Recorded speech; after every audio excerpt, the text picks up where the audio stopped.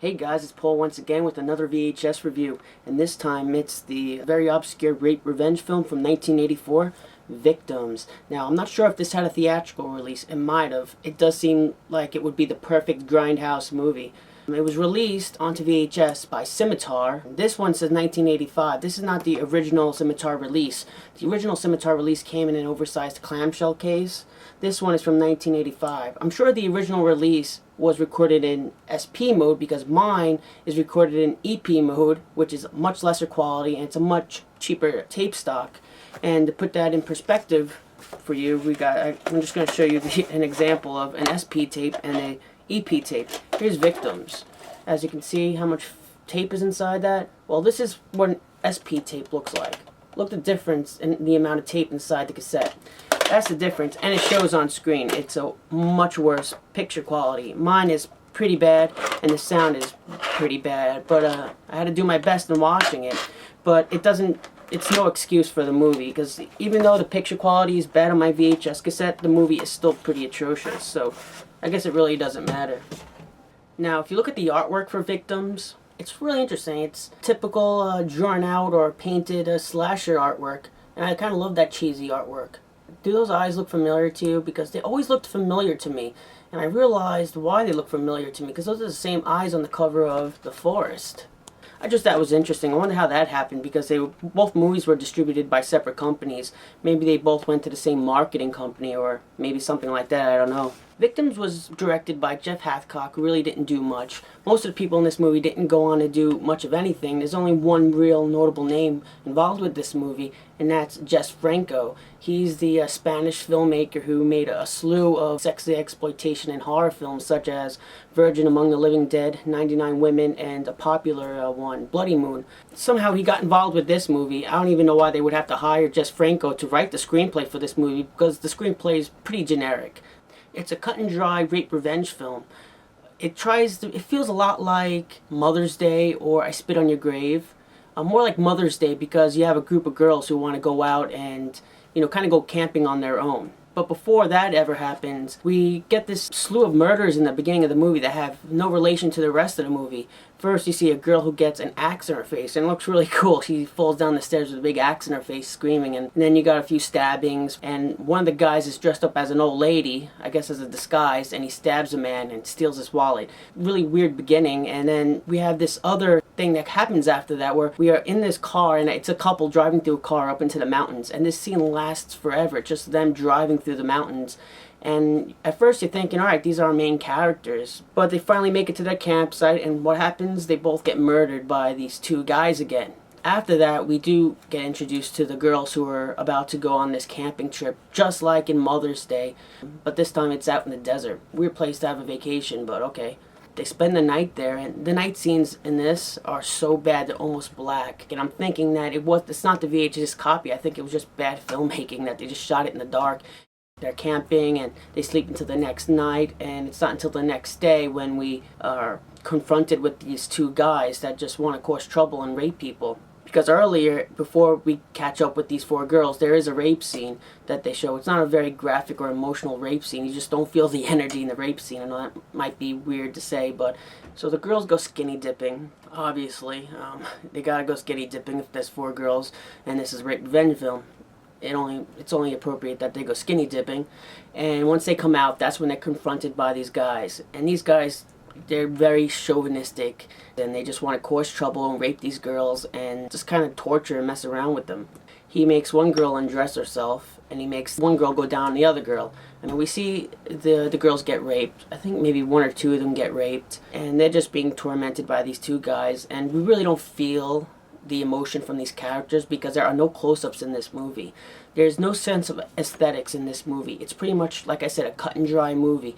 Pretty much set up the scene, shoot it. Set up the scene, shoot it. Very little cross-cutting, nothing like that. It's just cut and dry. There's no real way for me to explain it. There's no sense of aesthetics or art in this movie. Now, earlier in the movie, when these girls are about to go on their camping trip, getting ready, one of the girls' boyfriends are worried about them going out by themselves, suggesting that, you know, you might not be able to handle yourselves out there. And one girl's like, why? Just because we're girls, we can't handle ourselves? So that pretty much sets up the tone for this movie, because it's very chauvinistic in many ways. Because when these girls are captured by these two guys are like saying, you guys are whores, you know, you girls deserve what you get, you girls want to get raped, and you girls, look at the way you're dressed, you want this. There are some funny scenes in this movie. One of them is when one girl is supposed to be frightened by a snake and she falls, but every time we get the shot of the snake, the color temperature on the shot is different, so you know it was just spliced into the movie. And every time someone falls in this movie, it's so unrealistic. It seems like they just don't know how to fall. In some scenes, it's just the camera moving instead of them actually falling. You just see them like this, making it look like they're falling. One girl tries to get away, and she's on this chase from this guy, and she kicks him, and he falls down. Another awful fall that doesn't look realistic, and he hits his head on a rock. She takes his gun, and she goes back to the other girls to save them, and she shoots the one guy in the leg. Why in the leg? Why not shoot him in the back? I mean, it's just a weird situation. I mean, she's right there. Can't you aim? But she shoots him, and he falls down. Now the girls are like, they're on top now, and they're pissed at this guy. They were saying all these awful things, all these very chauvinistic things, and they want to get revenge on this guy. And could you imagine what they're gonna do? They castrate the guy. It's not a very good looking scene, but once again, it's probably inspired from I Spit on Your Grave. Then we cut to the police station. Now at the police station, they're interviewing the guy that fell and hit his head on the rock, and he's pretty much saying he knows this girl and that she was just pissed off at him. She wanted to steal his money and his truck, and the police fall for it. The police actually think that because of the way these girls are dressed, that they were just whores and that they were just looking for trouble and looking to have a fun, crazy night orgy with these guys. And like I said, the police actually believe them. And you're thinking, wow, this is truly a chauvinistic movie, where it's not even a rape revenge film. I mean, they castrate one of the guys, but still the police are taking the side of the guys. One of the police officers, he's telling the girls about what happened to these two guys.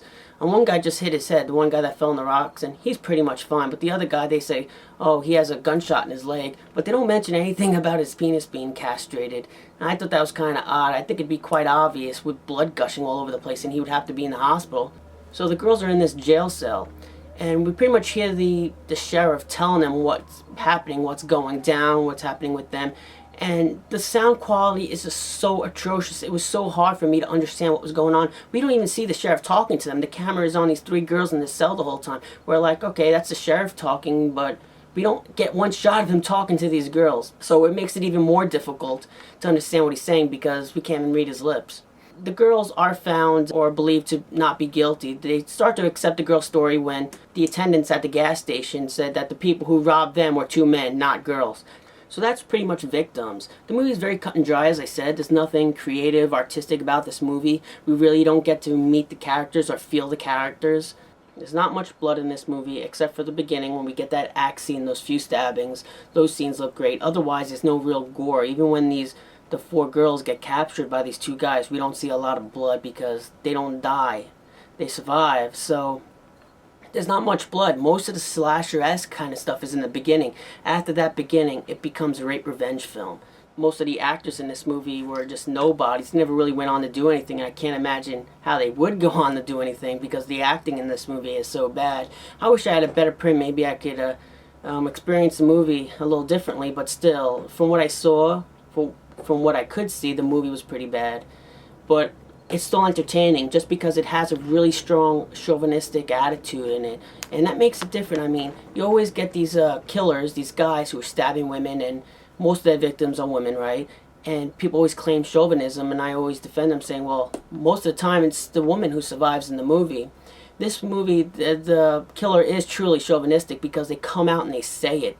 They say they hate women. They say that girls are asking for trouble when they dress like that, and you do see the guys rape these women. And in that respect, it's interesting that it's in-your-face chauvinism, but I wish we could seen it more. We could have, it was a better movie, like get close-ups and really feel these characters, which we don't get to do. I certainly do suggest watching this movie at least once, but the picture quality's bad and it's not very artistic, but it is what it is. The sound is pretty bad in this movie. I mean, the music. The sound quality on this cassette is really bad, probably because of the format it was recorded in, but the music's really cheesy. It's pretty bad. So this has been Paul with another VHS review. Keep looking back for more VHS reviews. My next one is going to be The Night Brings Charlie. That's a fun little slasher film from the 80s, and we'll check that out. So that's it. Have a good night. You're nice. You know that, don't you? You like to show it off. Walking around half naked. Advertising everything you've got. Teasing. That's all women do, is tease men. Teasing them, leading them on, but never letting them touch. And you wonder why you get raped.